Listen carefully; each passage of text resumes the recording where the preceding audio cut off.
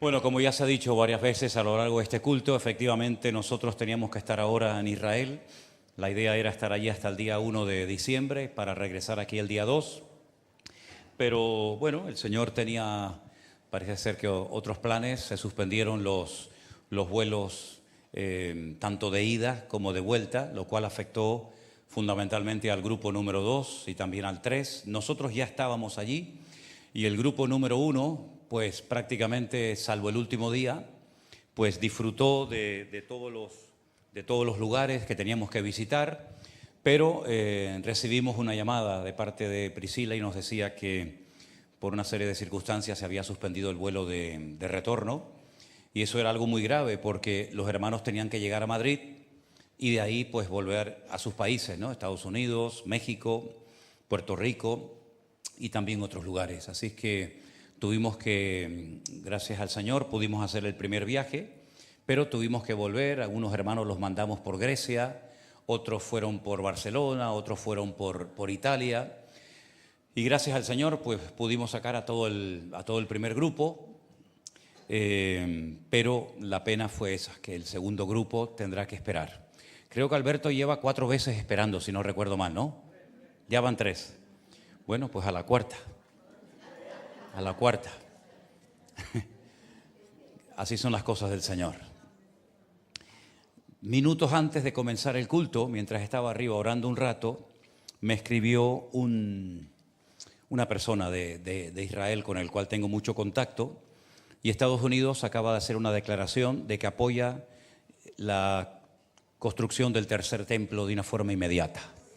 Así es que, bueno, sabíamos que de un momento a otro se iba a dar, pero Estados Unidos dice que respalda 100% la reconstrucción del tercer templo, lo cual significa que vamos a vivir tiempos muy interesantes en los próximos meses y seguramente en los próximos años. Todo el mundo está expectante por lo que el nuevo presidente de los Estados Unidos va a hacer, el señor Trump. Yo no tengo ninguna confianza en los hombres, me da igual si es Trump, Trin o Trump. Yo mi confianza la tengo puesta única y exclusivamente en el Señor, pero no cabe la menor duda de que vamos a vivir los próximos 4 años de una manera muy intensa, muy interesantes, y cosas que hemos predicado durante muchísimos años, pues las vamos a ver tarde o temprano que se cumplen, ¿verdad? Y eso es lo bonito de la Biblia, que lo que leemos se puede comprobar, se puede vivir, se puede experimentar. Pero hay muchas cosas que, ya digo, hemos predicado durante mucho tiempo, que las hemos predicado, bueno, pues porque lo dice la palabra, pero en fe completamente, esperando el fiel cumplimiento de esas promesas. Y creo que el Señor nos va a permitir ver muchas cosas que muchos hermanos nuestros del pasado anhelaron, soñaron con ver, pero que partieron a la presencia del Señor y no vieron el cumplimiento de muchas profecías que nosotros probablemente veamos cómo se van a cumplir.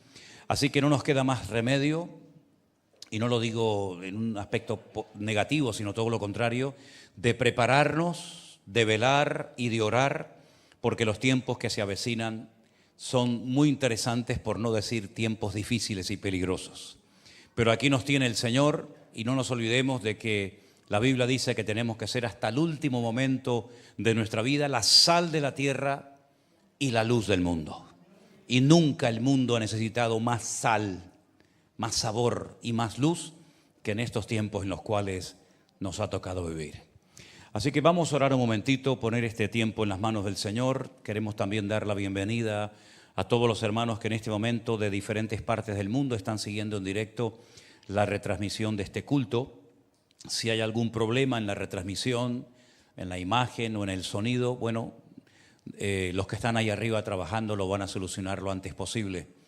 Pero pedimos, Señor, que en esta tarde tu palabra pueda llegar con total libertad hasta el último rincón de la tierra, Señor. Sabemos que no solamente estamos aquí, los que estamos aquí presentes, sino que hay mucha gente alrededor del mundo que está siguiendo en este momento y después también lo que aquí se va a compartir en el día de hoy. Señor, toca nuestros corazones, abre nuestros oídos, nuestro entendimiento espiritual, para que podamos, Señor, tener claras las ideas y percatarnos, percibir los tiempos en los cuales nos ha tocado vivir, Señor. Ponemos este tiempo en tus manos, en el nombre bendito de Jesús.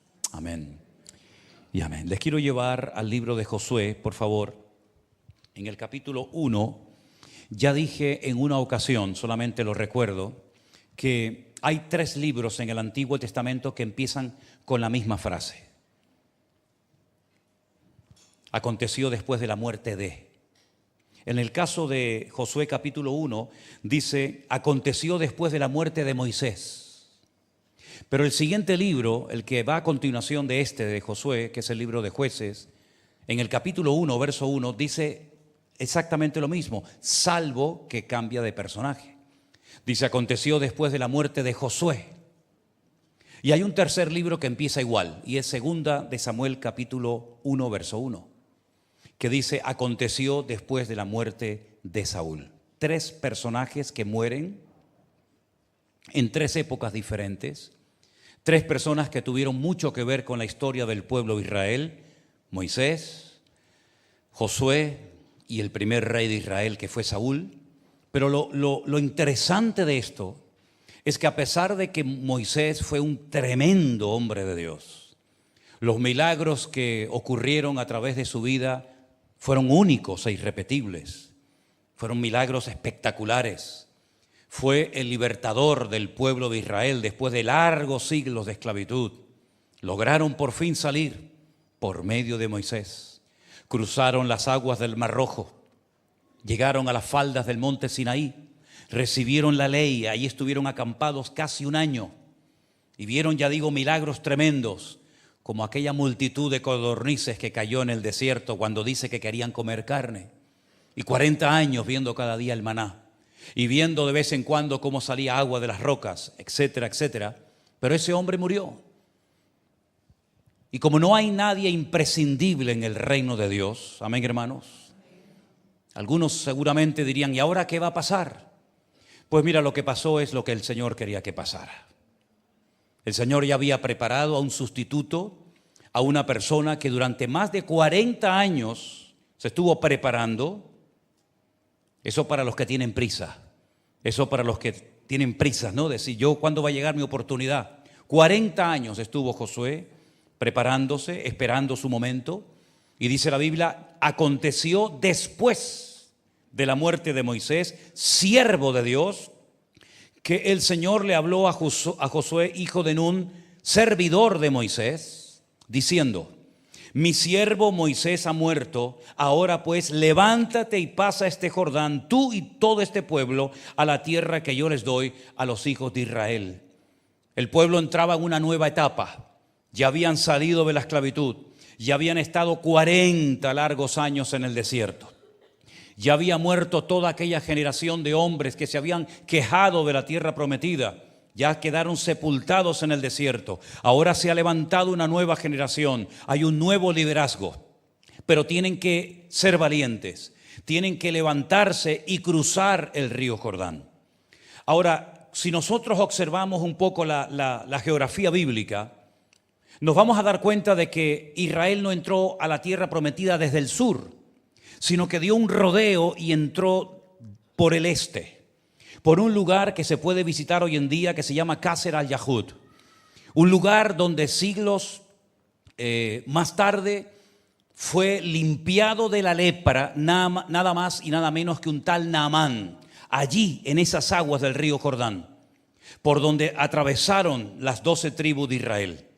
Fue en ese mismo lugar donde además el profeta Elías es arrebatado al cielo en un carro de fuego y se le cae el manto y lo toma Eliseo. Allí ocurrieron cosas realmente extraordinarias. Por esa parte del este fue por donde atravesaron las tribus de Israel. Ahora, tienen que saber que al este del Jordán, ¿verdad?, 2 tribus y media ya habían recibido su heredad. La tribu de Gad, la tribu de Rubén y media tribu de Manasés. La tribu de Manasés era la más grande, la más numerosa. Y la mitad de esa tribu, junto con Gad y Rubén, ya habían recibido su porción al este del Jordán. Ya ellos podían decir, bueno, ya tenemos nuestra tierra.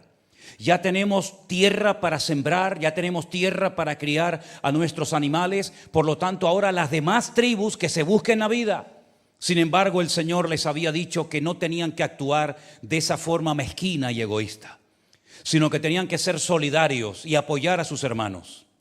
Dejar sus ganados, dejar sus esposas, sus hijos en las casas y cruzar junto con los demás el río Jordán y ayudar a sus hermanos a conquistar la tierra que aún ellos no tenían.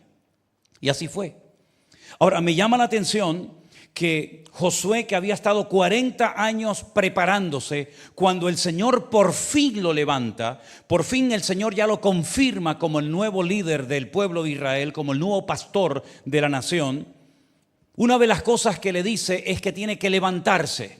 En otras palabras, ya no es tiempo para estar asentados cómodamente al este del Jordán. Es tiempo de levantarse, es tiempo de actuar, es tiempo de poner en práctica todo lo que has aprendido y recibido por parte de Moisés.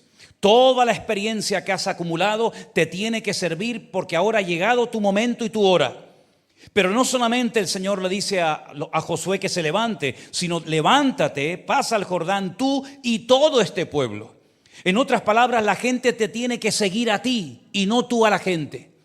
Tienes que ser un punto de referencia para que la gente sepa a dónde tienen que hacer y cómo tienen que actuar y cómo tienen que comportarse. Y Josué tiene que ser valiente, pero recuerden un dato muy significativo. Josué ya no es un jovencito, Josué tiene 80 años de edad. Fue uno de los supervivientes junto con Caleb que logró entrar a la tierra prometida, porque a pesar de que fue uno de los 12 espías que 40 años atrás había mandado Moisés para reconocer la tierra, para explorar el territorio, fue uno junto con Caleb que no se quejó, que no maldijo a la tierra, sino que dijo: el Señor está con nosotros, Dios nos va a usar, Dios nos va a bendecir, y así como nos sacó de Egipto y nos condujo por todo el desierto, ese mismo Dios está con nosotros y nos va a fortalecer y nos va a ayudar. La tierra es difícil, hay gigantes, hay grandes enemigos. Estaban, por ejemplo, los hititas, que fueron los que perfeccionaron la guerra con tanques. Tanques de guerra serían en aquella época los famosos carros, los que habían perfeccionado las armas de hierro y eran profesionales de la guerra. El pueblo de Israel, incluido Josué, seguramente habrán tenido cierto reparo, cierto temor a enfrentarse a esas naciones tremendamente poderosas y probablemente más numerosas que ellos. Pero ellos supieron en todo momento que el amparo del Señor no los había abandonado, que estaba con ellos y ellos iban a poder cruzar, iban a poder tomar posesión de la tierra. Algo que también quiero destacar, aparte de que nadie es imprescindible, y eso nos tiene que quedar lo suficientemente claro, es que cuando Moisés murió, Dios siguió hablando. Es decir, no muere Moisés y la voz de Dios se deja de oír. Al contrario, Dios sigue hablando, Dios sigue dando instrucciones, Dios sigue hablando con sus siervos, porque aunque los hombres desaparezcan, Dios permanece. Moisés fue un hombre grandísimo delante de Dios y delante de los hombres, pero el Señor todavía tenía planes para su pueblo. Y Moisés fue un hombre que Dios lo utilizó para hacer cosas extraordinarias, pero no era el hombre que Dios tenía preparado para la conquista de la tierra de Canaán. Era Josué. Y dice la palabra de Dios que el Señor le dijo: yo os he entregado como lo había dicho a Moisés. Si quieren ver dónde se lo dijo, Deuteronomio capítulo 11, allí se lo dijo el Señor: yo os he entregado todo lugar que pisare la planta de vuestro pie. En otras palabras, Dios no está diciendo por primera vez en la historia a un hombre, en este caso a Josué, que tienen que entrar a tomar posesión de la tierra prometida. No, ya se lo había dicho, si quieren remontarnos más atrás, a Abraham, posteriormente a Isaac, después a Jacob, también a Moisés y ahora a Josué. En otras palabras, es una promesa que ha ido traspasando de generación en generación. Los padres le transmitieron a sus hijos la enseñanza y estos a los suyos, y así hasta el día de Josué. De tal manera que Josué sabe perfectamente cuáles son los planes de Dios desde el principio de los tiempos. Ellos saben que ese territorio es el territorio que Dios ha decidido en su soberanía entregarles a ellos y a su descendencia. Pero la tierra no está vacía. En la tierra hay 7 naciones, 7 enemigos tremendamente poderosos que tienen que ser expulsados de esa tierra. Sabemos que de esos 7 enemigos solamente uno se rindió y se fue. Todos los demás decidieron quedarse y plantarle cara al pueblo de Israel. Y durante años y años estuvieron peleando hasta que poco a poco fueron conquistando la tierra, pero no la conquistaron toda.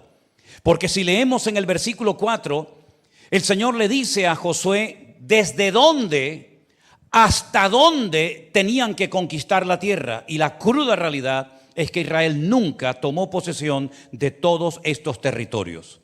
En la época en la que hubieron más territorios sojuzgados, dominados, controlados, colonizados por el pueblo de Israel, fue en la época del rey David. Quitando la época de David, el pueblo de Israel, repito, nunca ha tomado posesión de toda la tierra que a continuación vamos a leer. Versículo 4 dice, desde el desierto. No estamos hablando de la península del Sinaí, porque esa península el Señor no se la dio en heredad perpetua al pueblo de Israel. Estamos hablando del desierto de Arabia. Desde ese desierto, el Líbano, país del cual se está hablando últimamente mucho, cuya capital es Beirut, hasta el gran río Éufrates, que está en Irak, o lo que era antiguamente Babilonia, toda la tierra de los Eteos, que es un sinónimo de los cananeos, hasta el gran mar donde se pone el sol, será vuestro territorio. Es decir, si ustedes pueden imaginarse en la mente, pueden visualizar en vuestras mentes todo el territorio que les prometió el Señor dar a ellos, es realmente increíble. Muchas veces se ha dicho que Israel en la actualidad es tan pequeño que el nombre Israel no cabe dentro del país. Si ustedes ven, por ejemplo, Siria, el país, el nombre de Siria cabe dentro de su territorio. El Líbano exactamente igual, Egipto, Jordania, Arabia, Irak, Irán. Sin embargo, Israel es un país tan estrecho, tan fino y tan cortito que el nombre Israel no cabe dentro de su territorio. Pero ese no es el territorio que el Señor les prometió a ellos.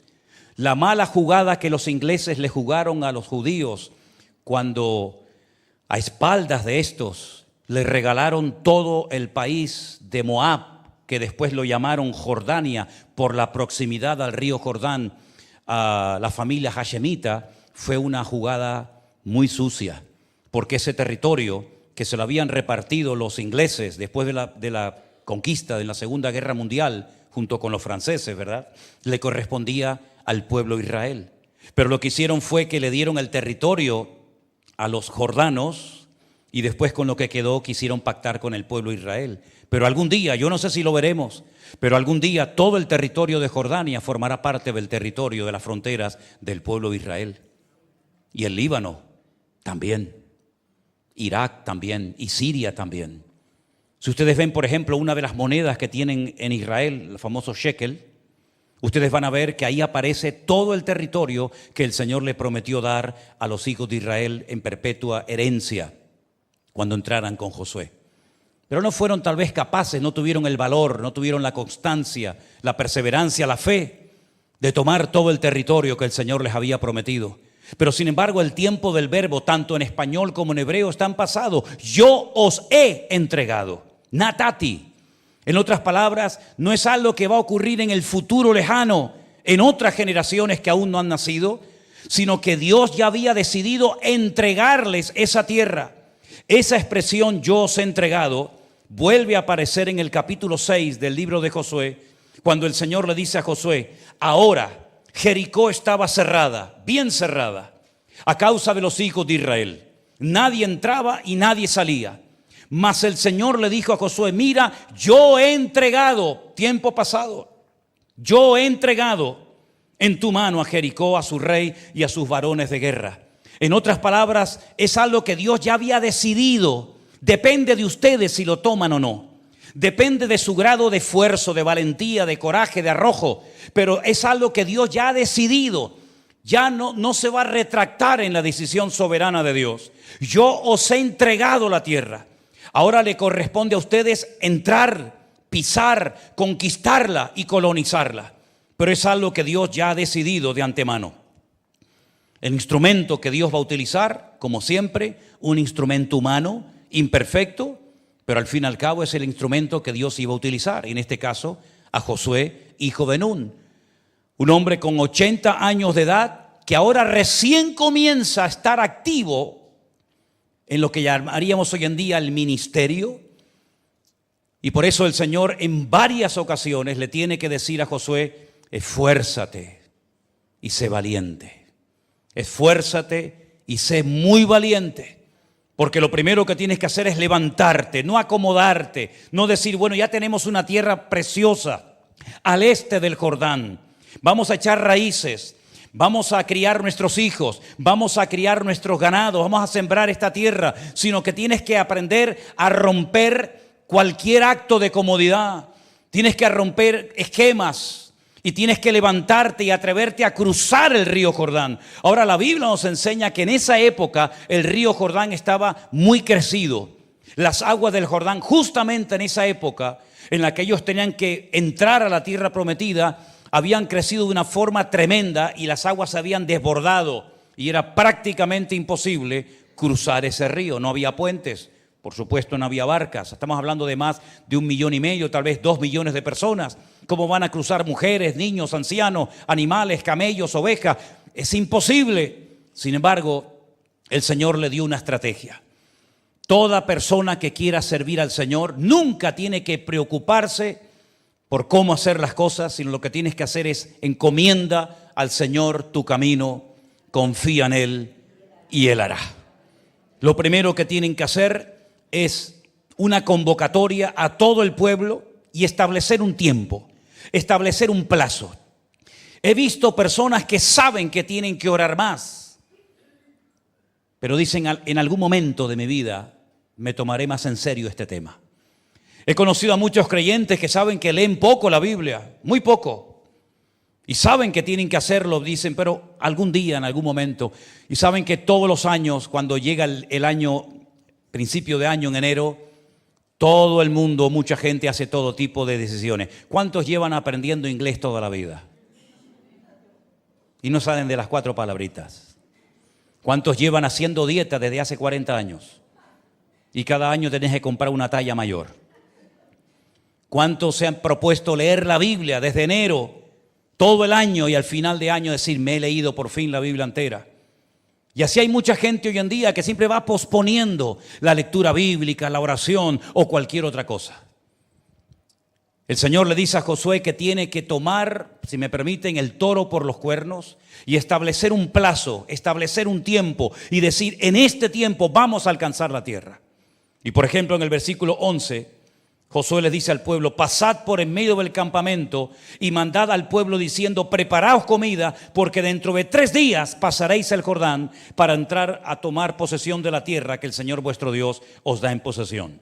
En otras palabras, dentro de 72 horas, en los próximos 3 días, nuestra vida va a cambiar.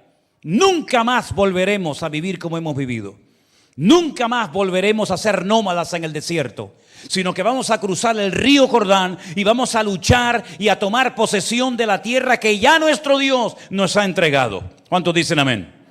3 días para orar, para prepararse, para tener todo listo, porque en 3 días nuestra vida va a cambiar radicalmente.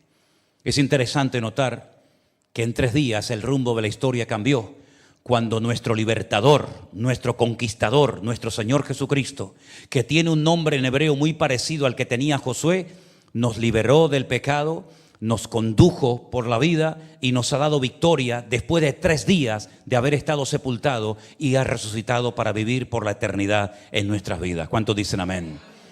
3 días donde vivieron con una ansiedad tal vez por parte de algunos, por un nerviosismo por parte de otros, pero también con una expectativa. Yo creo que una de las cosas que nunca debe de perder un creyente, un pastor, una iglesia, un ministerio, es la expectativa en el Señor.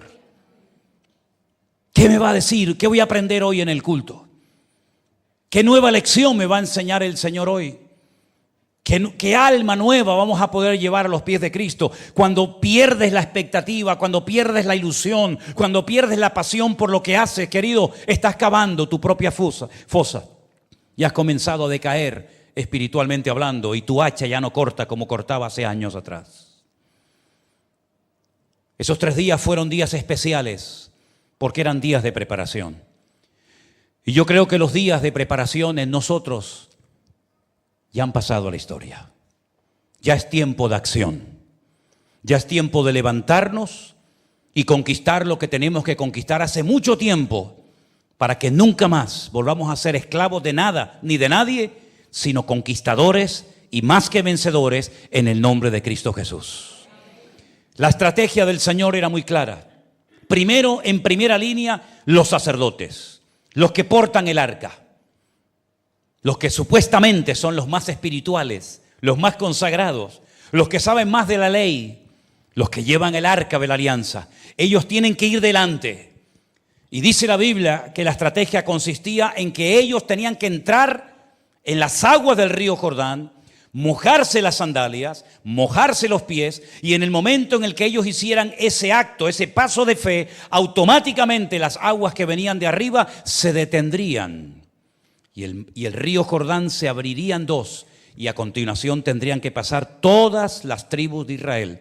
Y una vez que pasaran todos, hasta el último, el más pequeño, tenían que extraer 12 enormes piedras de la profundidad del río Jordán, colocarlas fuera como un monumento conmemorativo para que recordaran ellos y sus descendientes que allí el Señor hizo un milagro a favor de su pueblo.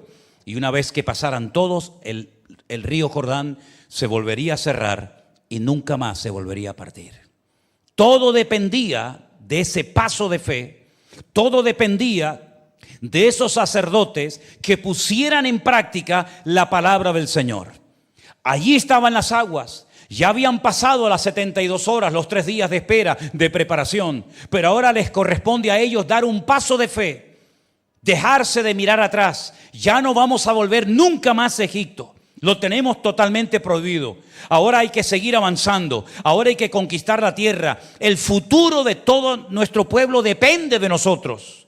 El peso de responsabilidad que cargamos sobre nuestros hombros es enorme.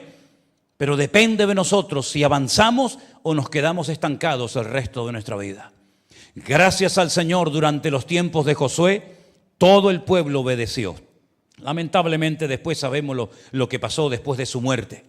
Pero durante el tiempo de Josué, los ancianos, los sacerdotes y el pueblo obedecieron, acataron las leyes, respondieron correctamente a lo que el Señor les decía, y los sacerdotes se la jugaron. Se mojaron las plantas de sus pies y todo el pueblo cruzó por tierra seca. Ahora es interesante notar, mis queridos hermanos, que una vez que cruzaron las aguas del río Jordán, ya no había marcha atrás. Y nosotros tenemos que mentalizarnos de que hemos dado pasos de mucha fe y de mucha responsabilidad, y muchos ojos y muchas vidas dependen de lo que nosotros hagamos en el día de hoy.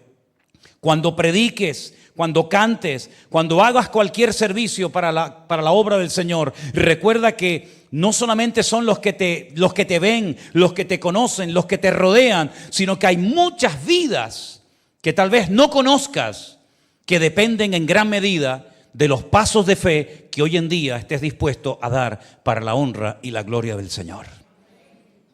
Estamos preparando una finca donde hemos estado ahora 5 días.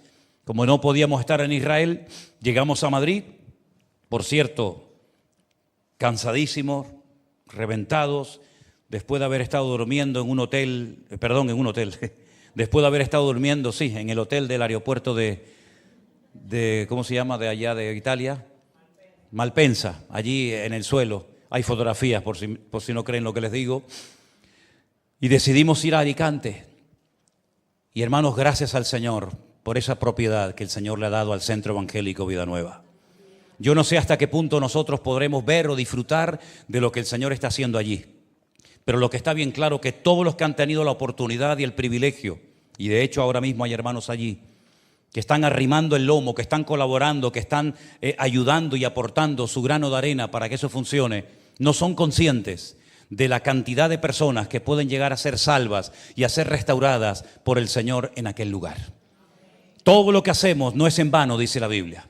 Todo lo que hacemos tiene fruto, todo lo que hacemos tiene la bendición y el respaldo del Señor.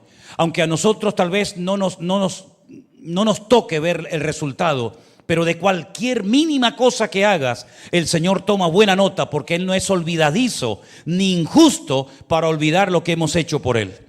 Mira, por ejemplo, en este primer viaje que hicimos a Israel, con la ilusión de esperar al segundo grupo y al tercer grupo, ¿verdad? Bueno, resulta de que la noche de la despedida, con el pequeño grupo que había quedado, ya se habían ido 2 grupos o partes del grupo. Una jovencita, una joven, se levanta y dice, para sorpresa de todos, no lo sabíamos, yo estuve casada. Y el año pasado, dando un paseo con mi marido en Colombia, mi país, mi marido sufrió un infarto. Y yo como doctora, teníamos 4 doctores en este viaje, estábamos bien cubiertos, aparte del médico divino. No pude hacer absolutamente nada para salvar la vida de mi marido. Murió en mis brazos. Eso fue el año pasado. Estoy hablando de una chica que yo creo que no puede tener más de 30 años como mucho. Perdóname si me estás escuchando y a lo mejor tienes 25. Te metí 5 de golpe, ¿no? Pero la cuestión está en que ella dijo que a partir de esa experiencia terrible de tener a su marido en brazos muerto y no poder hacer nada por él, aunque era una doctora y sabía lo que tenía que hacer, se endureció de tal manera que se metió en su trabajo y se enfadó con Dios. Así de claro, se enfadó con Dios. Durante un año, dice, fui una piedra y vine a este viaje siendo una piedra. Pero quiero decir para la gloria del Señor que ha sido aquí, después de un año de ser una piedra insensible y no querer saber nada de Dios, ni de iglesia, ni de pastores, ni de Biblia, ni de nada, aquí en este viaje me he reconciliado con el Señor. Bendito sea Dios. ¿Ya mereció la pena? Ya mereció la pena ir a ese viaje. Gloria a Dios. A muchos de los lugares que íbamos estaban totalmente vacíos. No había nadie. Primera vez en mi vida que vamos al monte de las beatitudes o de las bienaventuranzas y estaba solo para nosotros. No había nadie. Nunca me había pasado eso. Por un lado era bonito, por otro lado era muy triste. Cuando fuimos, por ejemplo, a comer en Galilea, tuvimos que llamar a un señor que conocemos para que abriera un restaurante en Magdala, donde nació María Magdalena, porque todos los restaurantes estaban cerrados. Éramos el único barco navegando en el mar de Galilea. Después de nosotros, guardaron el barco y ahí no ha salido más. Y así nos pasó en muchos lugares, pero llegamos al estanque de Betesda, totalmente vacío. No había absolutamente nadie, solamente nosotros. Hay una iglesia allí que la llevan unos sacerdotes, unos curas franceses, y entramos a esa iglesia porque es una iglesia que tiene una acústica espectacular y siempre entramos a cantar algunas alabanzas, algunas canciones, hay una acústica tremenda. Y había un muchacho allí en esa iglesia en ese momento que me dijo si quería que nos sacáramos una foto, porque yo los subí a todos a los escalones para cantar una canción y yo sinceramente pensé que era un fotógrafo que se estaba ofreciendo, porque hay algunos por Jerusalén que te van sacando fotos, por ejemplo en el Monte de los Olivos hay algunos y después te llevan la fotografía al hotel, te la venden. Y yo pensaba que este muchacho que me decía foto, era uno de estos y le dije no hace falta, muchas gracias. Salimos de esa iglesia, ya nos íbamos y este chico nos sigue. Y lo veo hablando con Elena. Y cuando lo oigo, me doy cuenta de que su acento es un acento español. Y le pregunto de dónde es y me dice que es de Madrid. Y que lleva 4 meses dando vueltas por Oriente Medio. Había estado en Kuwait, había estado en diferentes países y estaba en Jerusalén, ya la última etapa de su viaje. Se le estuvo dando testimonio, se le estuvo hablando del Señor, sobre todo Elena habló bastante con él. Pues saben, se ha puesto en contacto con nosotros. Él y su madre quieren ir al congreso del año que viene en Madrid. ¿Qué les parece? Bendito sea Dios. Bendito sea Dios. Ya mereció la pena. Y aparte de eso, Dios había puesto en mi corazón dar un mensaje y reuní un grupo de hermanos de diferentes iglesias en el hotel donde nos estábamos quedando y le dije, hermanos, traigo un mensaje de parte de Dios para todos ustedes. Y lo pude dar el mensaje. En otras palabras, todo lo que hagas para el Señor, nunca piense que no ha servido, que no ha merecido la pena. Todo lo que hagas para el Señor. Me imagino que algún sacerdote, ya es una opinión personal, me imagino que algún sacerdote habrá dicho, pero esto es una tontería, mojarnos los pies, ¿cómo se va a abrir el río Jordán? Pero lo hicieron en fe. Tú nunca te vas a equivocar por obedecer al Señor. Nunca te vas a equivocar por ser fiel a su palabra. Nunca te vas a equivocar por obedecer lo que el Señor ordena en su palabra, aunque no lo entiendas. Aunque a lo mejor tu voluntad choque frontalmente con la de Él, pero tú obedeces. El obediente siempre es honrado y bendecido por el Señor. Dios honra a los que le honran, dice la palabra, lo sabemos. Ellos se la jugaron, ellos fueron capaces de hacer algo que nunca nadie había hecho. Nosotros jugamos con una ventaja, y es que muchas cosas que hacemos en la vida ya otros las han hecho. Es simplemente cuestión a veces de buscar un punto de referencia, da igual en el Antiguo o en el Nuevo Testamento, pero ellos, muchas de las cosas que hacían, era la primera vez que las hacían. Pero hermano, da igual si alguien lo ha hecho o no. Lo importante es que si Dios te dice algo y está confirmado y avalado por su palabra, no tengas miedo. La persona miedosa, la persona que siempre está cuestionando a Dios, nunca avanza, nunca conquista. La pregunta es, ¿queremos avanzar o queremos estancarnos, queridos hermanos? Queremos conquistar el terreno, queremos seguir avanzando, queremos ver la gloria del Señor en nuestra vida. Pues levántate y camina en el nombre de Jesús.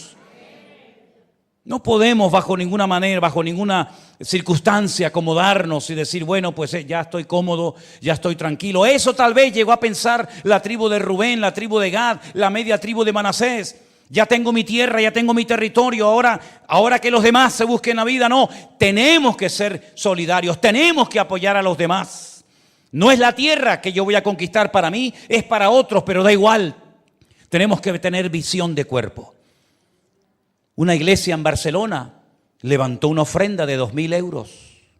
Querían ayudar en Valencia esta tremenda catástrofe y desgracia que ha ocurrido. Nosotros como ministerio, los hermanos de Valencia, ya fueron con un camión y en una de las calles de un pueblo destrozado comenzaron a repartir un montón de cosas. Pero, los hermanos de Javi, así de Alicante. Entonces, unos hermanos de Barcelona levantaron una ofrenda de 2.000 euros y se pusieron en contacto conmigo. Y yo les dije, nosotros hemos ido ya, o nuestros hermanos han ido a repartir cosas. Y ¿saben lo que me dijo este hermano? Somos un cuerpo. Nosotros hemos levantado la ofrenda y se la vamos a dar a los hermanos de nuestra iglesia en Alicante para que compren un montón de material, aparte de otro montón que han recibido como donaciones, y creo que se iban al viernes o se van a ir esta semana otra vez a Valencia a repartir. ¿Por qué les cuento esto? Porque, queridos hermanos, tenemos que tener una visión amplia, una visión de cuerpo. Lo que yo hago tal vez puede beneficiar a otro hermano, pues bendito sea Dios. No es que, bueno, es que no es de mi iglesia, no es de mi denominación, no es de mi estilo, no es de mi línea, da igual, somos un cuerpo en Cristo Jesús. Y si tenemos una visión amplia, Dios va a bendecir la iglesia. Y yo creo sinceramente que lo que necesitamos reforzar y enseñar, pero hasta la saciedad, en la escuela dominical, en los cultos de jóvenes, en todas partes, es que tenemos que tener una visión amplia, una visión de cuerpo, donde nos demos cuenta que si un hermano sufre, todos sufrimos. Y si un hermano ríe, todos reímos. Y si un hermano es bendecido, todos somos bendecidos. Y así es como trabajamos, independientemente de que esté con nosotros o esté en otro ministerio. Los sacerdotes tenían que hacer su parte, pero los guerreros también tenían que hacer la suya. ¿Y saben lo que descubrí? ¿Saben lo que leí en el libro de Josué? Que cuando cruzaron el río Jordán, los que tuvieron que meterse los primeros en el río Jordán y mojarse las sandalias para que se abriera el río fueron los sacerdotes. Pero cuando fueron a conquistar la ciudad de Jericó, ya no iban delante los sacerdotes. Ya ellos habían hecho su función. Ya ellos habían hecho su trabajo. Ahora dice que delante iban los guerreros y detrás iban los sacerdotes con el arca. Qué hermoso es saber cuando tengo que ir delante y cuando tengo que ir detrás. Qué hermoso y qué difícil es para algunos saber cuándo tienes que hablar y cuándo tienes que callarte la boca. Qué hermoso es saber cuándo tienes que salir en la foto y cuando tienes que salir desapercibido o no salir.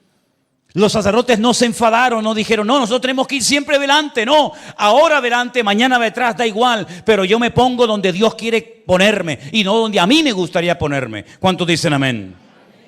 La Biblia nos enseña que conquistaron la tierra. Ya lo creo que la conquistaron. Pero antes tenían que hacer algo muy importante y que también lo relata el libro de Josué. Cruzan el río Jordán, se van a una zona llamada Gilgal y allí acampan unos cuantos días. Y allí se da cuenta Josué de que durante 40 años todos los niños que han nacido en el desierto no fueron circuncidados, ninguno. Los hombres que salieron de Egipto, todos fueron circuncidados a los 8 días, según la ley de Moisés.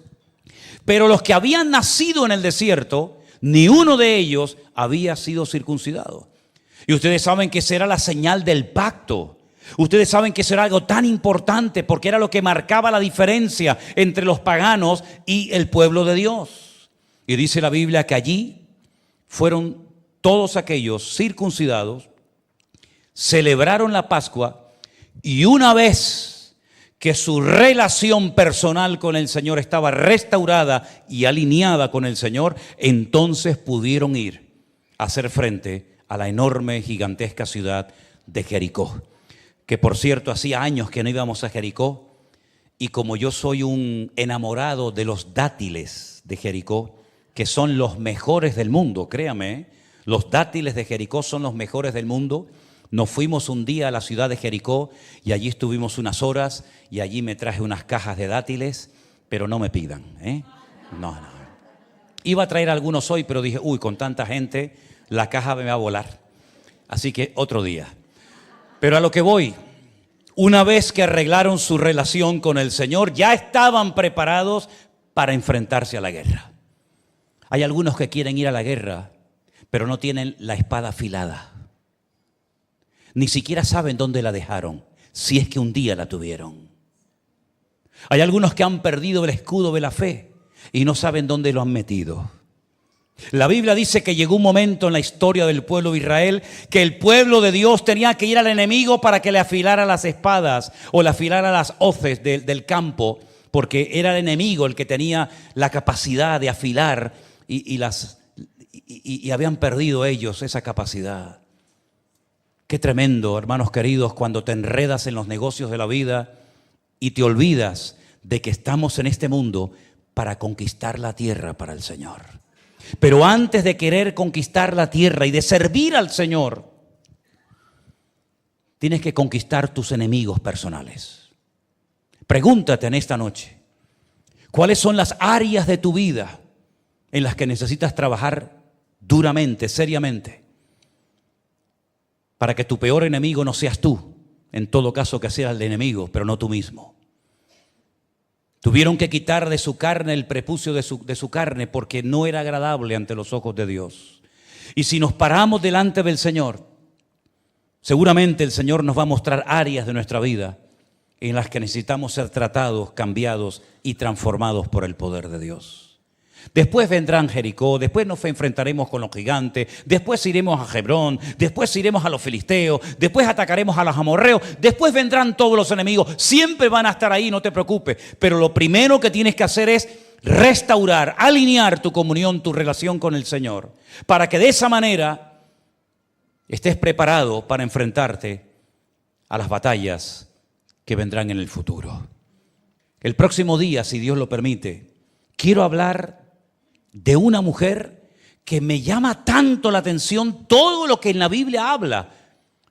Seguramente lo había leído, por supuesto que sí, pero me quedé realmente sorprendido de todas las palabras y declaraciones y frases que aparecen en la Biblia de aquella mujer por la cual nadie apostaba, una tal Rahab que vivía en la ciudad de Jericó, pero que hizo unas declaraciones tan espectaculares que ya me hubiera gustado a mí que aquellos exploradores que mandó Moisés 40 años atrás hubieran hablado como Rahab le habló a aquellos 2 espías que entraron en su casa aquel día.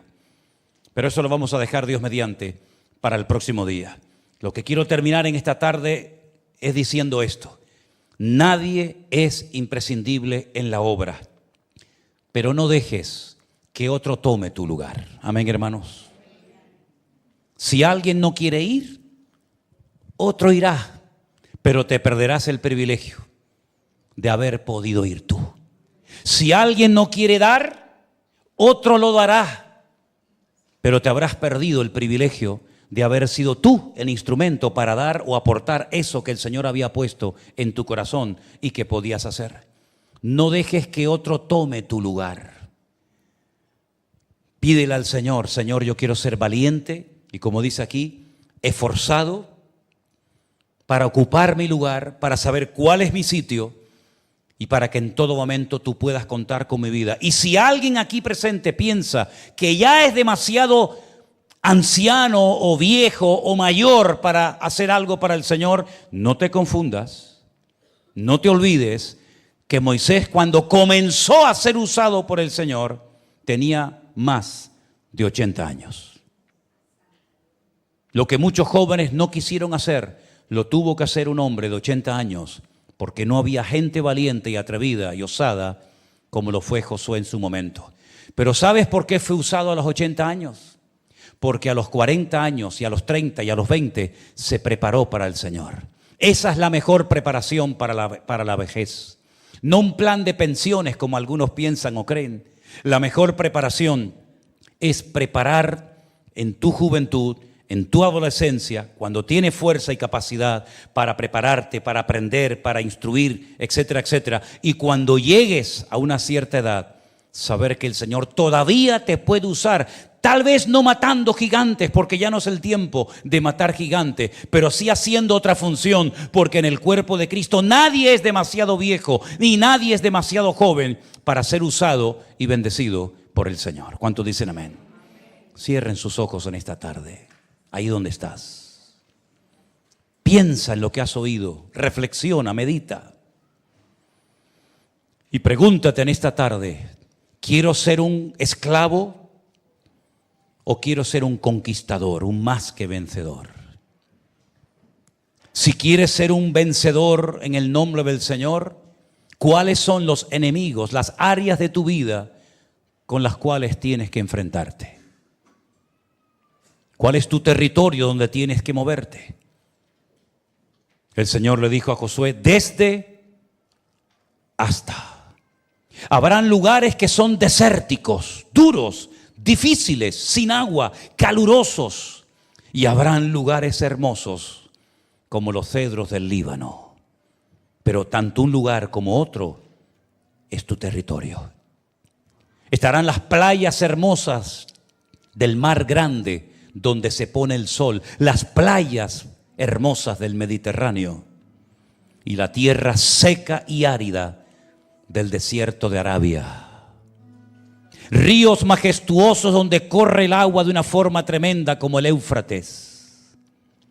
Y lugares desiertos donde tendrás que orar por la lluvia temprana y por la lluvia tardía. Pero tienes que aprender a trabajar en desiertos, en valles y en montañas, con agua o sin agua, con muchos o con nada o con pocos. Pero tienes que aprender a moverte en tu territorio, a pesar de que hay diferencias en ese territorio, a pesar de que no es todo igual, no es un territorio homogéneo, es un territorio variopinto. Hay montañas, hay desiertos, hay valles, hay frío, hay calor, hay nieve, hay agua, hay sequía, pero en todos esos territorios y áreas tienes que estar preparado para saber cómo actuar y gozarte en el desierto y gozarte en la montaña. Y alabar mi nombre y regocijarte en mí cuando estés atravesando valles de sombra y de muerte y lugares fértiles donde veas mi gloria. En todos esos territorios yo estaré contigo y nadie te podrá hacer frente en todos los días de tu vida. Porque así como estuve con Moisés, estaré contigo. Esfuérzate y sé valiente, hijo mío. No temas ni desmayes, porque el Señor tu Dios estará contigo a donde quiera que vayas. Aleluya. Pero siempre tiene que morir algo en nosotros para que algo pueda nacer. Tuvo que morir un Moisés para que se levantara un Josué. Tuvo que morir un Saúl para que se levantara un David. Tiene que morir siempre algo en nosotros. ¿Qué es lo que hoy tiene que morir en ti, amigo? Pregúntatelo y Dios te lo revelará. Tal vez tiene que morir en ti ese enemigo mortal que es el miedo. El miedo a perder estabilidad, el miedo a perder un trabajo, el miedo a perder lo que tengo.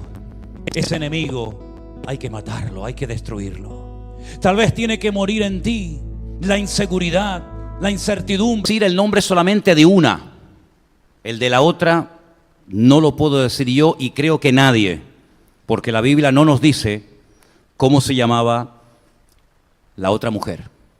Pero lo curioso es que las dos recibieron casi la misma orden, el mismo mandato. A través de sus respectivos maridos, ellas sabían perfectamente qué es lo que Dios les pedía a ellas y a sus familias. Pero una reaccionó de una manera preciosa. La otra, lamentablemente, no respondió como se esperaba que respondiera una mujer casada y casada además con un hombre de Dios. Cierra tus ojos un momentito y vamos a orar. Y pídele al Señor que esta palabra, que va a ser muy fácil de entender, a ti te sirva para tomar sabias decisiones en esta tarde y que no te equivoques. Padre, en el nombre de Jesús, tu Hijo amado, te pedimos que en esta tarde esta palabra que vamos a exponer, a compartir con tu amada iglesia, sea de bendición, sea de aliento, de ánimo, y que nos abra la mente y el espíritu para que podamos tomar decisiones sabias, agradarte en todo y no equivocarnos ni dañar a nadie tomando una decisión incorrecta. Nos encomendamos a ti en el precioso nombre de Jesús. Amén y amén. La primera mujer se encuentra en Génesis capítulo 12, del versículo 1 en adelante. Presta atención. El Señor le había dicho a Abraham, fijaros que aún no le había cambiado el nombre, después le dijo se llamaría Abraham. El Señor ya le había dicho a Abraham, vete de tu tierra y de tu parentela y de la casa de tu padre a la tierra que yo te mostraré. Y haré de ti una nación grande y te bendeciré y engrandeceré tu nombre y serás bendición. Bendeciré a los que te bendijeren y a los que te maldijeren maldeciré. Y serán benditas en ti todas las familias de la tierra. Versículo 4. Se fue Abraham como el Señor le dijo, y Lot fue con él. Y era Abraham de edad de 75 años cuando salió de Aram. Tomó pues Abraham a Sarai su mujer y a Lot el hijo de su hermano, y todos sus bienes que habían ganado y las personas que habían adquirido en Harán, y salieron para ir a la tierra de Canaán, y a la tierra de Canaán llegaron. Ya le había dicho el Señor, no es la primera vez que Abraham oye esto. Ya Abraham había recibido el llamado. Él no vivía en Harán, él vivía en Ur de los Caldeos, más o menos por allí, por donde hoy en día se encuentra Irak, entre el río Tigris y Éufrates, tal vez un poquito más abajo, más arriba, pero más o menos por aquella zona. Él ya sabía perfectamente el llamado, el propósito, el objetivo de Dios para su vida. Él sabía perfectamente que su destino ya estaba trazado y claramente especificado por el Señor. Tenía que dejarlo todo: familia, casa, padre, hermanos, herencia, amigos, absolutamente todo. Pero él era un hombre casado. Él no era un muchacho joven, soltero, que se lanza a la aventura, sino que él es un hombre casado. Y a la primera que tiene que convencer y compartir el llamado que él recibió de Dios en su vida es, sin lugar a dudas, a su esposa, que en aquel momento se llamaba Sarai, que significa mi princesa. Porque ese es el significado del nombre Sarai, mi princesa, y después Dios le cambió el nombre a su esposa y le llamó Sara, que significa simplemente princesa. Todos los hombres sabemos perfectamente que cuando tenemos que comunicarle algo a nuestras esposas, a nuestras mujeres, tenemos el temor de que a lo mejor no le agrade mucho lo que le vamos a decir. Seguramente más de uno tendrá la experiencia de decir, uy, cuando yo le dije que iba a cambiarme de trabajo, o nos íbamos a ir a otro país o a otra ciudad, o nos íbamos a comprar esto, o íbamos a vender aquello otro, a lo mejor no reaccionó, o a lo mejor sí, como tú esperabas que reaccionara, ¿sí o no? Y sabes perfectamente que a veces tú te puedes ilusionar con algo y ella no, o viceversa. Ella se ilusiona y quiere algo y tú no lo ves, no lo entiendes y te opones rotundamente. No es fácil lo que Abraham le va a proponer o le va a decir a su esposa. Al fin y al cabo no es una sugerencia, no es una idea, cariño, ¿qué te parece si nos vamos de aquí y lo dejamos todo y nos vamos a... Ay, que Dios no me ha dicho a dónde.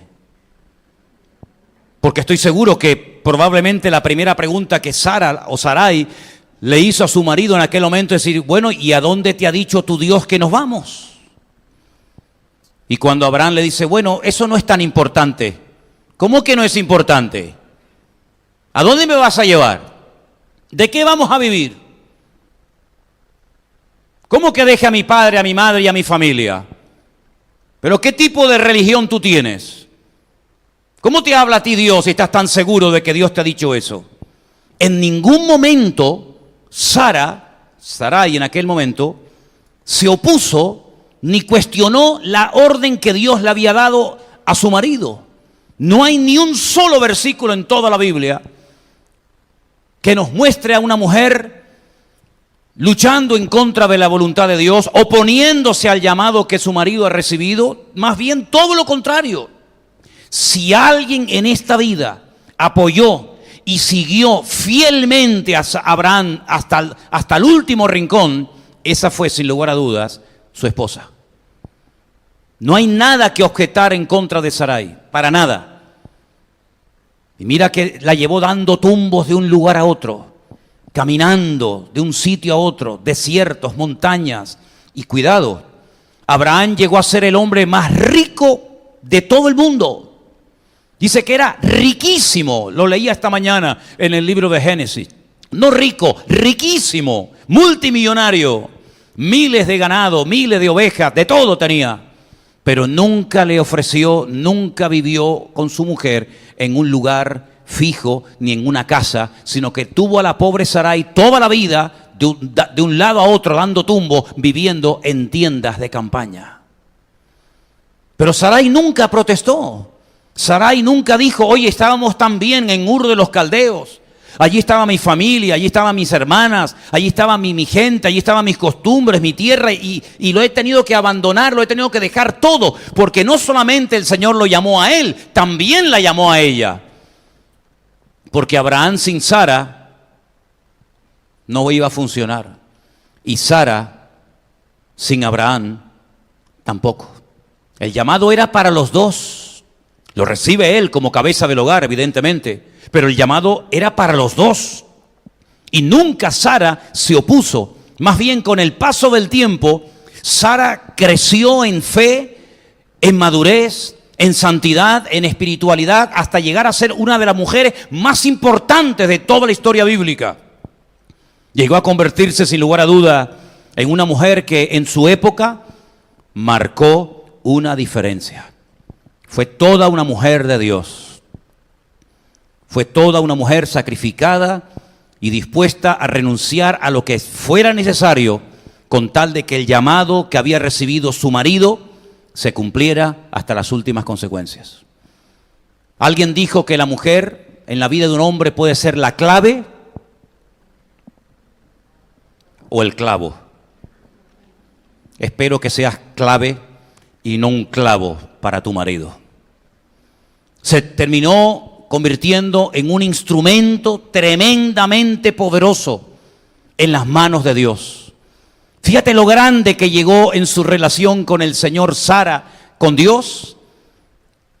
Esto es muy fuerte lo que te voy a decir, que en aquellos tiempos, cuando esto no era costumbre ni habitual, llegó un momento en el que le dijo a su marido lo que tenía que hacer.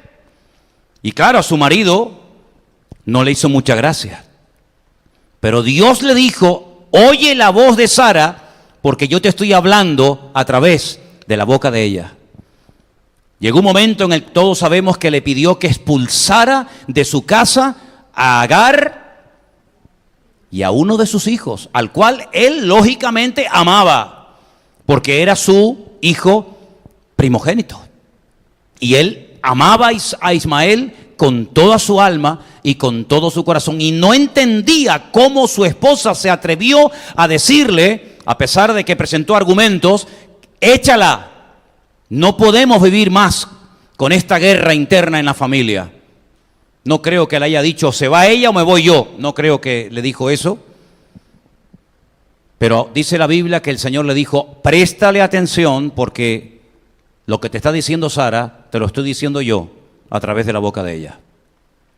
El Nuevo Testamento habla muy bien de Sara. En Hebreos, el capítulo de la fe, el capítulo 11, versículo 11, dice: por la fe, también la misma Sara no solamente nos habla de la fe del marido, de la fe de Abraham, sino también de la fe de su esposa.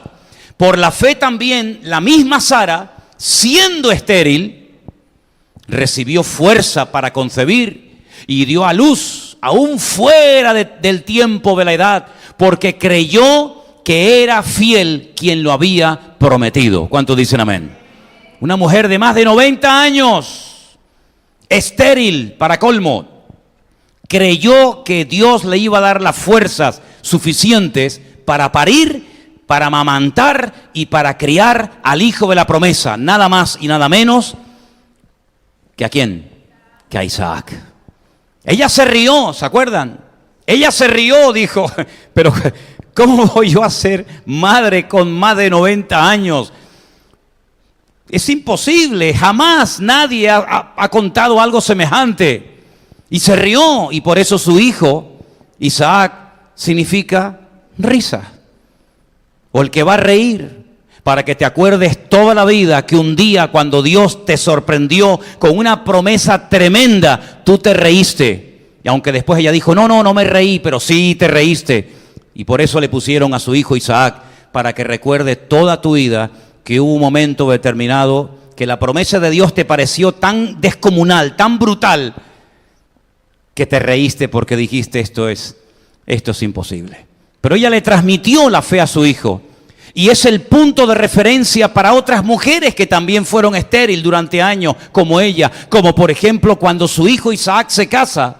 Dice la Biblia que se casa con una mujer llamada Rebeca, pero después de años en el matrimonio llegaron a la conclusión de que Rebeca, y lo dice la Biblia, también era estéril.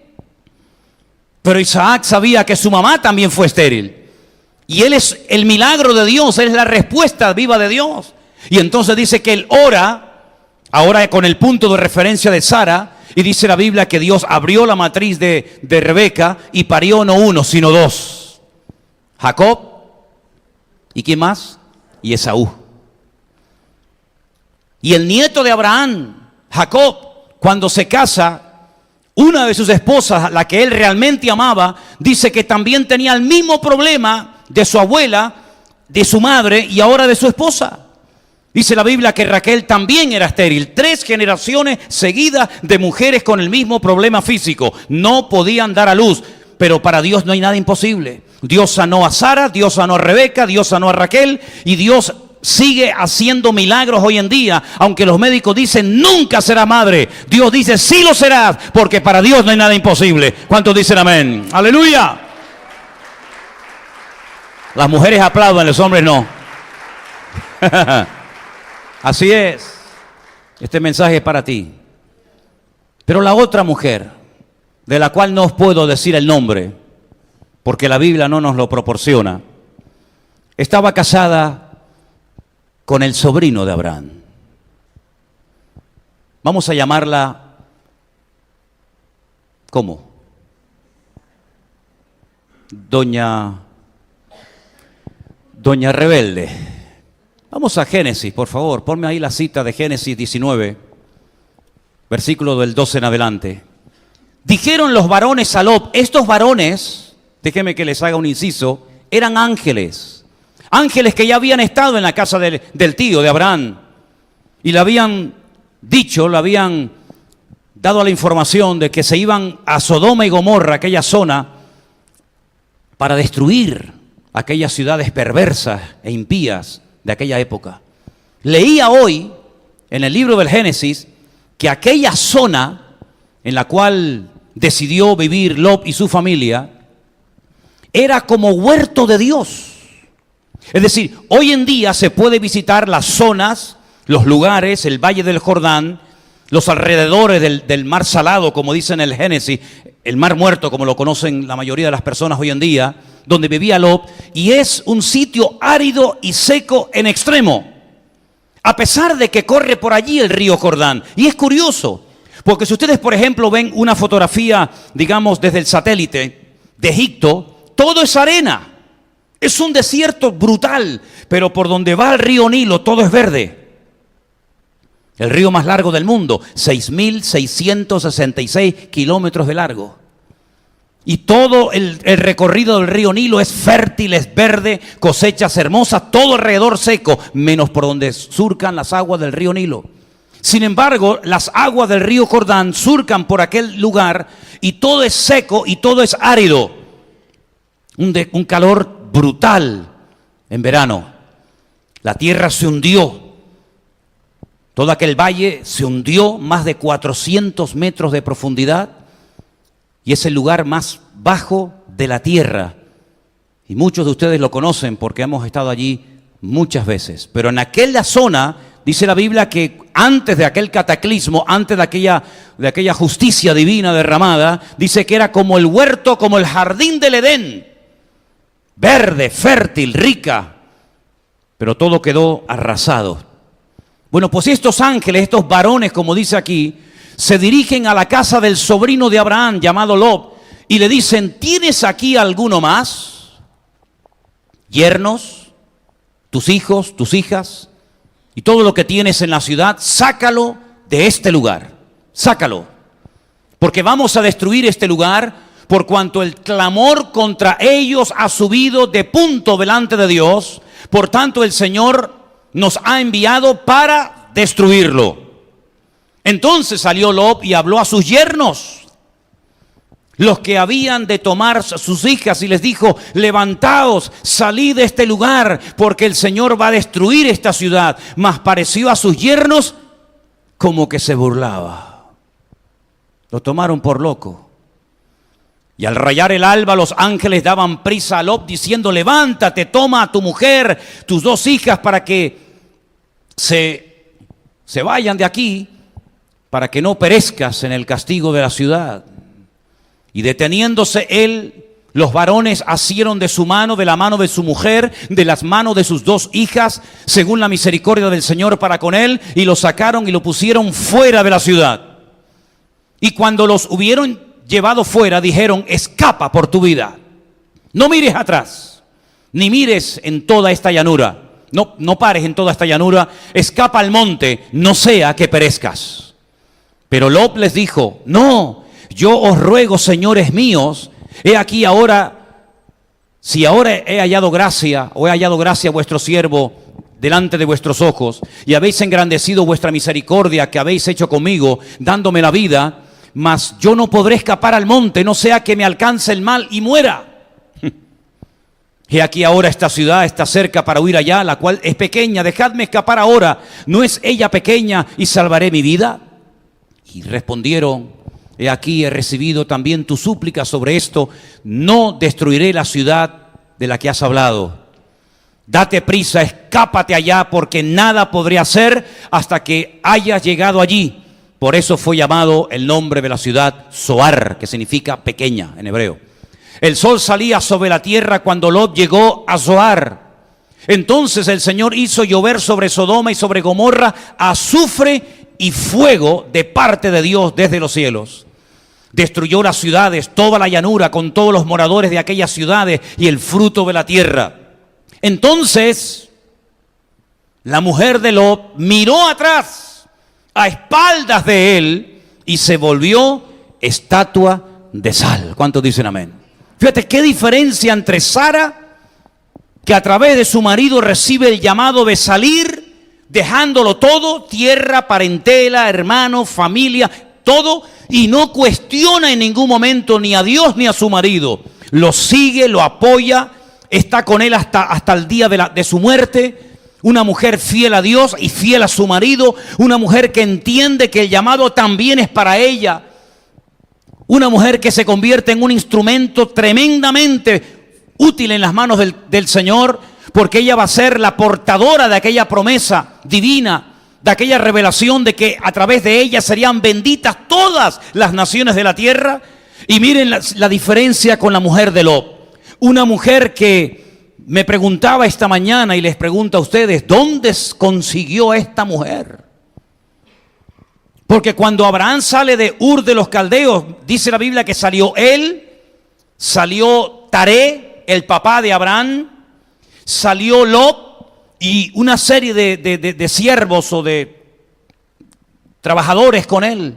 Pero en ningún momento la Biblia menciona a la esposa de Lot, porque evidentemente él no estaba casado en aquel momento. Estuvo mucho tiempo al lado de uno de los hombres más espirituales que jamás ha existido sobre la faz del planeta Tierra. Estuvo nada más y nada menos que conviviendo con el amigo de Dios, con Abraham. Un hombre de una fe contagiosa, un hombre que a través de él llegó la idea de un único Dios. Rompió con el politeísmo de la época y transmitió la enseñanza de que hay un solo Dios, creador del cielo y de la tierra, ante el cual tenemos que rendirle cuentas. Un hombre de Dios tremendo. Me imagino cuántas conversaciones en la puerta de la tienda de Abraham durante la luna llena en el desierto habrán mantenido tío y sobrino. ¿Cuánto habrá aprendido Lot de este hombre de Dios? ¿Cuántas revelaciones, cuántas palabras proféticas, cuántas profecías, cuánto trato de Dios, cuánta sabiduría? Pero dice la Biblia que llegó el momento en el que los pastores de Abraham y los pastores de Lot peleaban entre sí porque tenían tanto ganado que no había pasto para todos.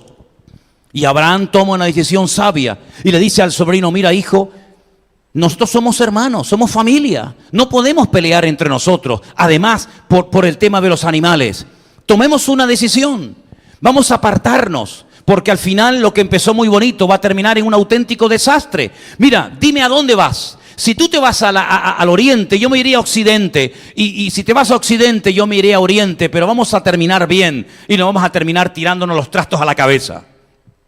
La Biblia dice que Lot se separa de su tío y va poniendo sus tiendas en dirección a Sodoma y Gomorra. Es muy interesante ver que Abraham, cuando se separa de su sobrino Lot, dice que él se va en otra dirección. Abraham, voy a leer un versículo, no te lo dije, no te preocupes. Abraham, removiendo su tienda, moró en el encinar de Manre, que está en Hebrón. Y allí edificó un altar a Dios. Ya no está con Lot su sobrino. Su sobrino, dice la Biblia, fue poniendo sus tiendas hasta Sodoma. Abraham, al separarse de su sobrino Lot, se va a vivir a una zona llena de encinas y dice que esas encinas estaban en Hebrón. Curiosamente, en esa montaña, en ese pueblo, en esa población de Hebrón, años más tarde, él enterraría a su amada esposa Sara. A él también lo enterrarían a su hijo Isaac y a su nuera Rebeca, y también enterrarían a su nieto Jacob y también a una de sus esposas llamada Lea. Fíjate tú por dónde. Esa montaña, ese territorio, fue el que años más tarde un hombre llamado Caleb, ¿se acuerdan? Cuando logra sobrevivir después de 40 largos años de transitar, de peregrinar por el desierto, cuando él regresa le dice a Josué, dame aquella ciudad, dame aquel monte. Y le dicen, ojo, ten cuidado, tienes 88 años, ya no eres un niño, ya no tienes la fuerza ni la vitalidad de un crío, de un joven de 20 años. ¿Cómo me pides esa montaña? En esa montaña están los hijos de Anac, están los gigantes. Y él le dice, yo sé que allí están los gigantes, por eso yo quiero conquistar esa tierra. Y todo el mundo interpreta, o siempre ha interpretado y creído, que se refería única y exclusivamente a hombres de una estatura descomunal, que eran hijos de un tal Anak, que eran muy altos. Pero la visión de Caleb era mucho más allá de una visión física. También era muy alto, también era muy grande Goliat. Pero David, cuando se enfrenta con él, no le tiene miedo, porque él no ve la estatura de Goliat, él ve la dimensión y la estatura de Dios. Y Caleb, cuando dice dame aquel monte, porque en ese monte están los gigantes, no solamente ve los gigantes de carne y hueso, los hijos de Anak, sino ve a los gigantes de la fe. Ve a Abraham enterrado allí, ve a Isaac enterrado allí, ve a Jacob enterrado allí, y él quiere vivir en la tierra donde están enterrados los gigantes de la fe. Y él se jugó la vida y conquistó aquella ciudad llamada Hebrón. Fíjense la diferencia, hermano, fíjense la diferencia entre una mujer y otra. Una cumple el llamado de Dios fielmente sin rechistar. La otra, como hemos leído, mira a espaldas de su marido y se queda petrificada, convertida en una estatua de sal. Fíjense la diferencia entre Abraham, que cuando se separa, se va a un lugar tranquilo, separado de todo el bullicio de la época, se va a un lugar llamado Hebrón y dice que en aquel lugar construye, fabrica, edifica un altar al Señor. Es decir, su comunión con el Señor la mantiene. Sin embargo, Lot toma una decisión equivocada y se va poniendo sus tiendas, las tiendas de campaña, hasta que termina viviendo en Sodoma, ya no en una tienda de campaña, sino en una casa.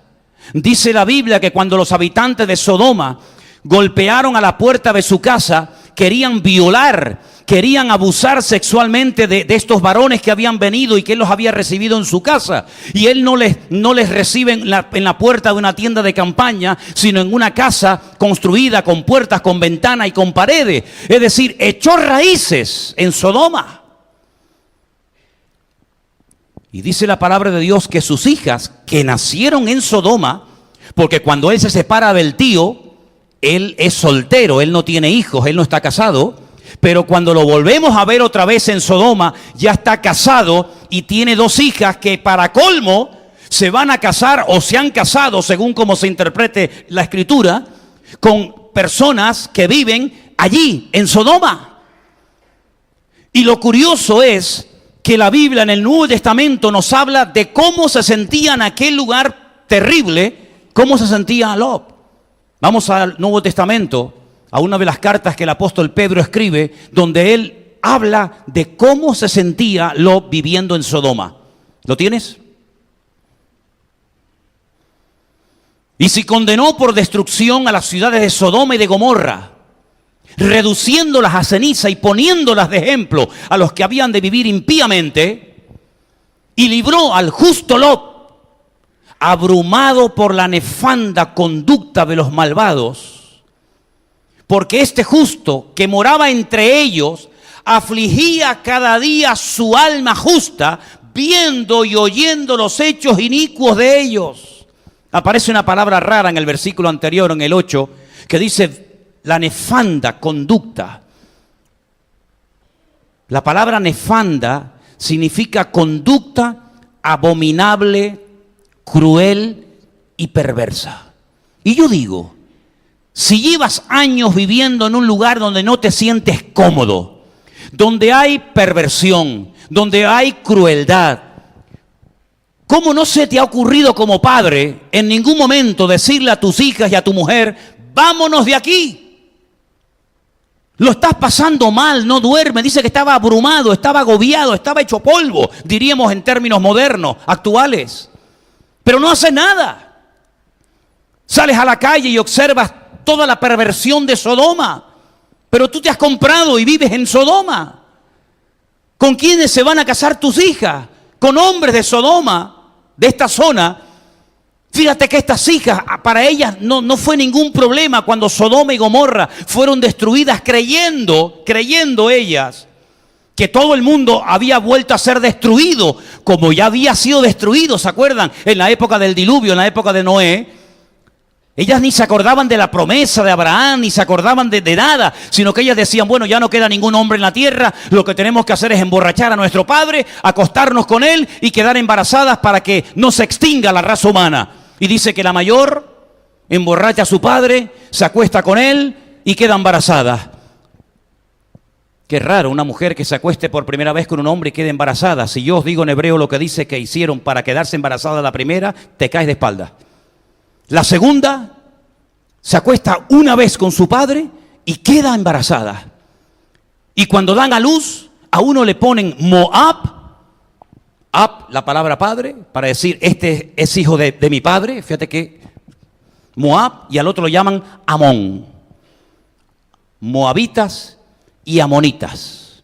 Dos pueblos tremendamente perversos, a los cuales el Señor le dijo que no los destruyera, que tuviera cuidado con ellos por ser en cierto sentido descendientes de uno de los sobrinos de Lot, pero que al final se terminarían convirtiendo en uno de los peores enemigos que jamás ha tenido Israel hasta el día de hoy, porque el país que llega desde el norte hasta el sur de Israel por el lado este es nada más y nada menos que Jordania, país que se ha atrevido en varias ocasiones a atacar a Israel y siempre han salido con el rabo entre las patas, siempre han perdido y siempre perderán.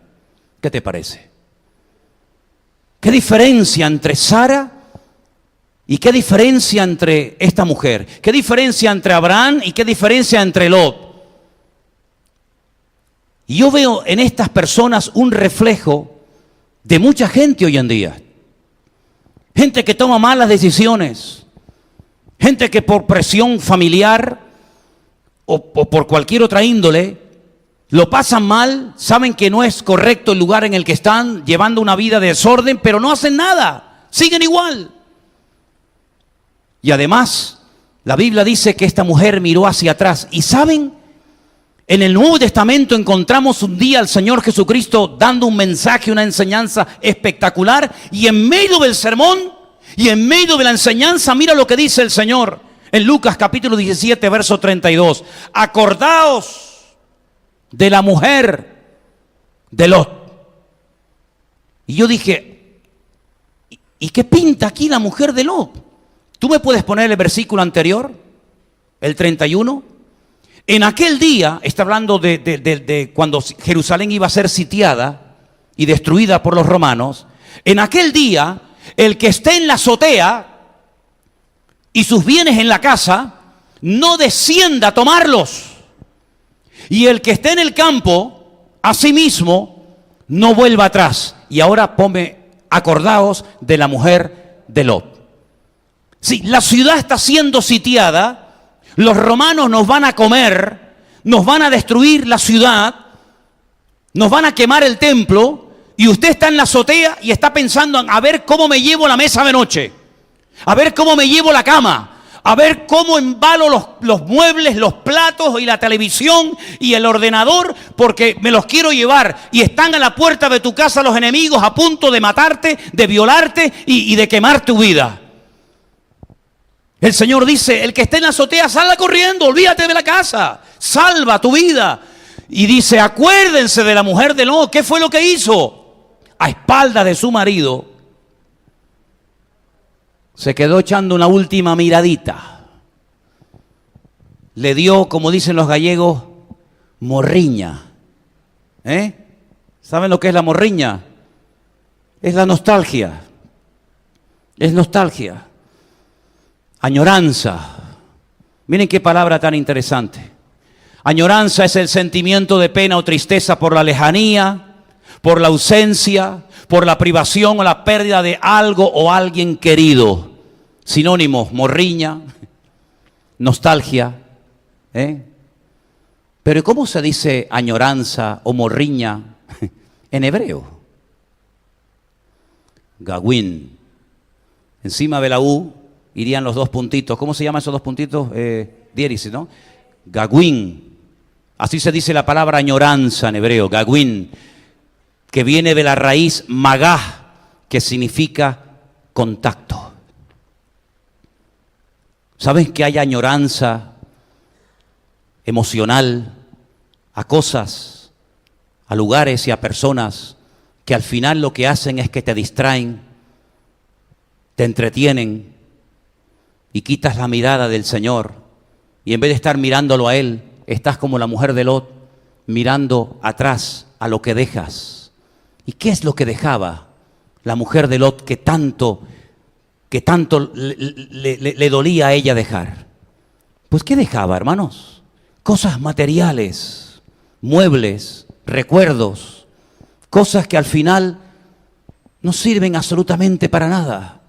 Cosas con las cuales se puede vivir sin ellas perfectamente, pero sin vida no se puede vivir.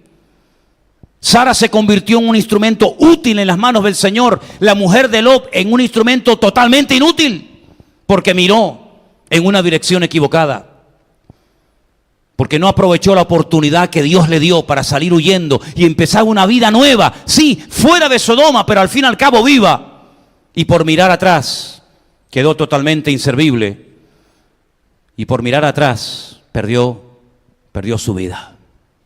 Sara, por el contrario, toda la vida, casada con el hombre más rico del mundo, nunca se quejó de vivir en una tienda de campaña. Nunca se quejó de vivir en el desierto, con un calor terrible por la mañana, sin aire acondicionado, dicho sea de paso, y con un frío terrible por la noche, sin calefacción, sino calentándote con un par de troncos o con excremento de camello, que si le prende fuego arde y es el único combustible del desierto. ¡Qué gran diferencia! Es que una era, digamos, superior a la otra en cuanto a personalidad, no, sino simplemente que una puso su confianza y su mirada en el Señor y la otra la puso en los bienes materiales efímeros del mundo. ¿En quién estás poniendo tu mirada y tu confianza tú como mujer, como hombre, como creyente? ¿En qué lo estás poniendo? ¿En lo que tienes? ¿Y si lo pierdes? ¿Y si se prende fuego? ¿Y si te lo roban? Te hundes en la miseria, porque has sudado y has trabajado toda la vida para tener esas 4 cosas que tienes, y parece que si te las quitaran, has perdido la vida. Querido hermano y amigo, los bienes del hombre no es lo que le produce fortaleza. Lo que nos produce fortaleza es la presencia de Dios en nuestros corazones. Lamentablemente, Lot cometió una pésima equivocación. Se fue a Sodoma y Gomorra, y al final, en vez de cambiar el ambiente lo terminó cambiando a él. Mira cómo eran sus hijas, cómo serían sus yernos, mira cómo era su mujer. ¿Qué necesidad tenía este muchacho? ¿Qué necesidad tenía este hombre criado al lado de Abraham, un grandísimo hombre de Dios, de meterse en semejante follón, de meterse nada más y nada menos que en la boca del lobo? ¿Qué necesidad tienes tú por tomar decisiones equivocadas, materialistas? ¿Qué necesidad tienes tú de perderlo todo, de estar amargado, de estar hecho polvo, de estar peleando por cosas toda la vida para pagar y pagar y pagar y pagar? Y cuando terminas de pagarla, ¿cuántos se han muerto al día siguiente después de haber pagado la deuda? Dice el libro de Eclesiastés que él había visto, Salomón había observado gente que había acumulado riquezas durante toda su vida y se moría, y luego sus herederos la fundían en 3 días. Dice, esto también es vanidad. Este hombre estuvo toda la vida trabajando de sol a sol para tener un patrimonio. Lo guardó, lo protegió, lo sudó, lo peleó para que al final viniera uno y en 3 días le rompe todo lo que el padre cosechó durante toda la vida. Hermanos queridos, hoy tenemos la oportunidad de tomar una decisión, o como Sara, someternos a Dios, aceptar el plan de Dios, seguir al Señor, porque ella siguió a su marido, pero nosotros tenemos que seguir a nuestro Dios, que nos da órdenes concretas. O mirar atrás y estar, por un lado confiamos en Dios, pero por otro lado, por si acaso, también confío en esto y en aquello. Hoy podemos tomar una decisión, y espero que todos optemos por una decisión sabia: mirar y seguir solamente a Cristo Jesús, Señor nuestro. ¿Cuántos dicen amén? Cierra tus ojos, por favor, ahí donde estás, y vamos a pedirle al Señor que con nuestras acciones podamos demostrarle al Señor nuestra madurez. No fue nada agradable, seguramente, para Sara enterarse de un día para otro que tiene que dejarlo todo, pero nunca se quejó, nunca le reprochó nada, ni a Dios, ni a su marido, ni a nadie. Por el contrario, la Biblia ni siquiera menciona el nombre de la mujer de Lot, sino simplemente nuestro Señor Jesucristo nos dice: acuérdense, tengan presente la actitud mezquina de esta mujer, para que no miren atrás y pierdas la bendición por el camino. Tuvo el privilegio y la oportunidad de salir viva con sus hijas y con su marido de Sodoma y Gomorra, pero miró atrás. Tú has tenido el privilegio de salir de esa vida de desorden, de tu Sodoma, de tu Gomorra, donde vivías antes de conocer a Cristo. No vuelvas atrás, no mires atrás, ya que has salido, ya que has logrado superar tantas cosas. Por favor, no vuelvas atrás, no mires atrás. La Biblia dice que hay que mirarlo a Él, no hay que mirar a lo que dejamos. Señor, ayúdanos y fortalécenos para que nunca quitemos nuestra mirada de ti, Señor Jesús. En el día de ayer, varias hermanas tomaron el paso de bautizarse en agua porque entendieron que la vida eterna y la bendición está en mirar a Cristo cada día de nuestra vida. Yo animo a todos los presentes, todos los que estamos aquí, a seguir mirando al Señor, poner vuestra mirada en Cristo, solamente en Él, y no mirar atrás. ¿Cuántos dicen amén? Póngase de pie conmigo en esta tarde. Cantemos esta canción que nos recuerda la mujer de Lot.